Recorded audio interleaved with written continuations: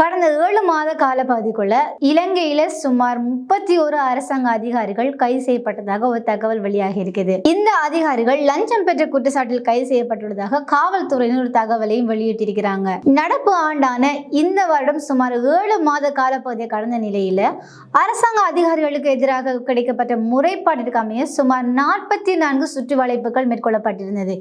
இந்த சுற்றி வளைப்பு போது சுமார் 31 அரசாங்க அதிகாரிகள் கைது செய்யப்பட்டிருக்கிறாங்க. இவ்வாறு கைது செய்யப்பட்டவர்களுள் பாடசாலை அதிபர்கள், காவல்துறை அதிகாரிகள், தொழில் திணைக்கள அதிகாரிகள் மற்றும் மோட்டார் போக்குவரத்து திணைக்கள அதிகாரிகள் உள்ளிட்ட பலரும் அடங்குகிறார்கள் என ஒரு தகவலும் வெளியாகி இருக்குது. இதற்கிடையே இளஞ்சம் மற்றும் ஊழல் ஆணைக்குழுவிற்கு இதுவரை காலப்பகுதியிலும், அதாவது கடந்த 7 மாத காலப்பகுதியிலும் 2138 முறைப்பாடுகள் கிடைக்கப்பெற்றதாகவும் தொடர்ந்து இது தொடர்பான மேலதிக விசாரணைகளை தீவிரமாக முன்னெடுத்து கொண்டு வருவதாகவும் காவல்துறையினர் இன்னும் ஒரு அதிர்ச்சியான தகவலையும் வெளியிட்டிருக்கிறாங்க.